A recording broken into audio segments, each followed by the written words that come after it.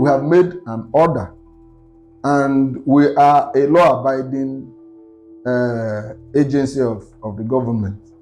And unless a higher authority tells us that we are wrong, we are staying by our order. In a bold move, the Enugu State Electricity Regulatory Commission, an independent regulatory authority charged with the mandate for the regulation of electricity operations in Enugu, issued a directive to Main Power Electricity Distribution Limited to slash band-aid tariffs from 209 naira per kilowatt hour to 160.4 naira per kilowatt hour from August 1st, 2025.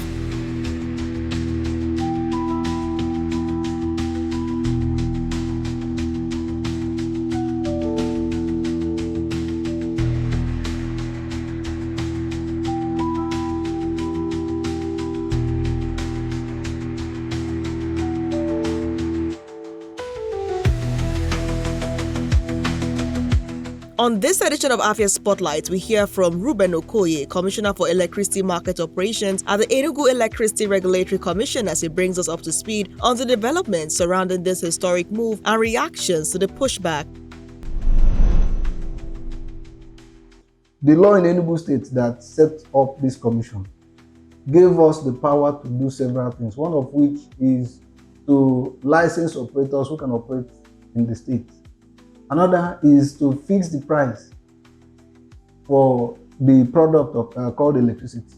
The other one is to monitor their performance and possibly enforce, rules against those who break that. So that's in a nutshell what the commission does.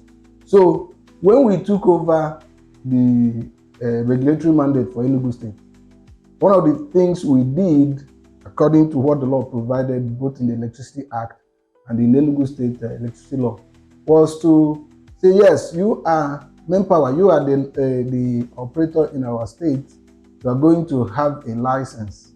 So we started that discussion, we gave them an interim license, and we said, within this period of interim license, you need to file for a proper license, and then you need to file for a tariff. Okay, tariff is the cost.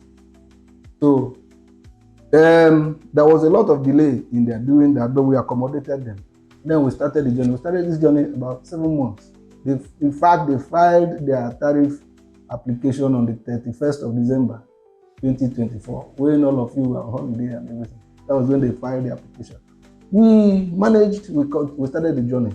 Okay, so for the cost to be determined, just like when you, the seller, you are selling whatever you sell, what are your costs? Your transport costs, your this, that, these are all that will determine how much you charge. So give us your costs. And you don't give us costs by just saying, you have to give us, in documented format. And then when you give us that, we look at what you have given to us. If you say that you have 1,000 staff, and that 1,000 staff, you pay them, let's say, 10 billion. You say, okay. I didn't say that's what they say, but I'm just giving an example. It's okay. Can you give us the names of these staff, their locations, how much you pay them per annum? And they did. And at the end of the day, it's a simple mathematics on Excel. You check, this is the sum of what you have said it takes in a year to pay your staff. This is how much it takes for you to maintain your operation, your substations and all of that, fuel your vehicles. They provided that information. They provided information on their customers. How many customers do you have? Because whatever costs you are going to impose must be paid by somebody. So let us know your customers. They gave us the list of their customers from December 2024 to February 2025. And then they gave us something additionally. That's what in the industry is called lifeline customers. Lifeline customers are customers who generally are supposed to be very poor, that they don't use more than 50 kilowatts of electricity in a month. The number they gave us came to 3,600 something. Okay, so we did not debate with them. We say, okay, in-house, we decided to do spot checks. So we went to the field And both from the information they gave to us and from what we found out that the people that were said to be lifeline customers are some that are vending as much as 200,000 naira a month. Okay, some of them are vending in fact, none of them was vending 50 kilowatt hours in a month. They are vending much higher. Some are even commercial premises. All right, but let's admit something. Something was that finding these people was very difficult, but our people had to find them. And then when we met with Manpower, we told them this is what we found out. That another thing is that most of these customers were on band A. You understand? They are paying 4 naira. Nobody pays even a candlestick. You don't buy it for less than maybe 15 naira or 100 naira.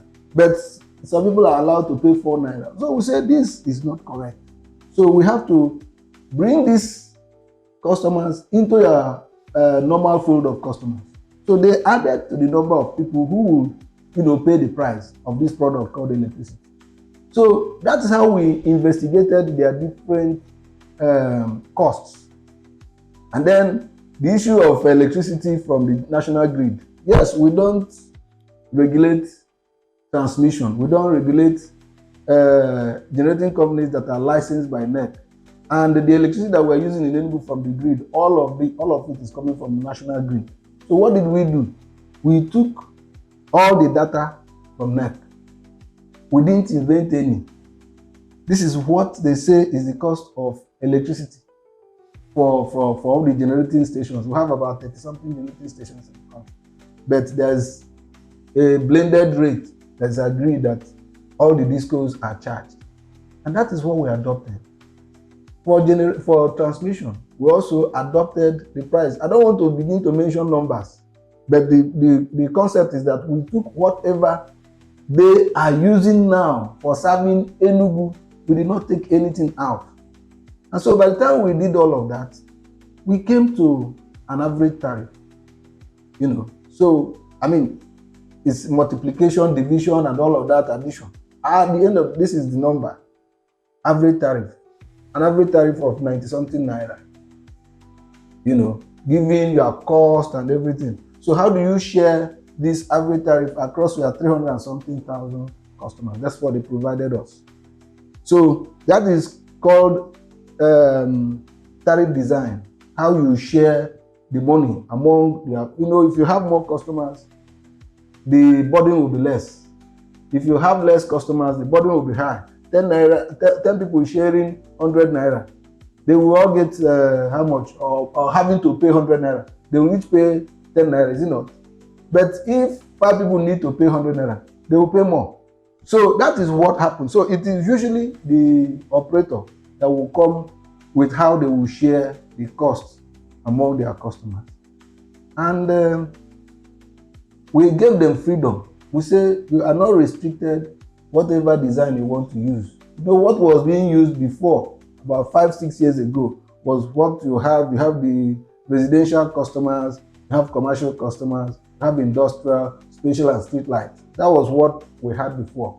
Before 4 years ago or 5 years ago, we came to this banding system. You say, what do you want? They say they want to do band. And one of the reasons they want to do band is that the cost for band A is actually wearying the band A customers. They were the first people to say that they want actually to relieve the pressure on the band A customers. But who were the first group of people to say that? Manpower management. So okay, it is your design, you go and do that. So at the end of the day, when the price came to what it was and they had to be shared, we found out that it was much less than the 209 that band A is charged at the moment. Since the thing did not go up as had been feared, that the other bands should remain where they are. Band A will take the full burden of this new price. But again, it works out because band A has also experienced a reduction in price. So when I see in papers slashing of tariff, we did not go to slash price. We did not take any direction from government house. reduce price. No. Whatever happened was as a result of what they submitted to us. And this is main power. Yes, they are, because in a regulatory environment, it is the operator that will provide the data of his operation. We're seeing NERC, we're seeing the GENCOs, we're seeing the DISCOs collectively rejecting this action. How is all this happening, and what is the reaction of the regulator? Some misunderstanding. I don't know whether I would say it's deliberate or it's just a misunderstanding. They think that, in fact, what we've seen in one of the publications is that the tariff in Enugu came down because we did not recognize the cost of power from the grid. It's not true. It's not true. What EEDC is charging its customers right now, you know, EEDC is still fully operational in AFIA, Ebonyi, and Anambra. What the NERC charges them is 40-something naira for generation. And that is what we recognize. We didn't take a penny out of it. What NERC is charging EEDC for the remaining states, including Imo State, what is charging them for transmission, about 10 naira plus. We recognized it. We didn't take a penny out. So we're telling people that what you'll be getting is what you will get. We have not removed a penny from you. But what we hear from some people is, okay, why if you go from if you leave NERC and you have your own independent regulatory authority, everything about tariff you should forget about. You should charge your people the full cost of electricity. Like there are both operational and legal reasons why that is difficult to implement. One, manpower is still using the same collection account as EEDC. So if the people of Enugu were to pay the 112 naira for generation, that money is not collected by manpower. It's collected by EEDC.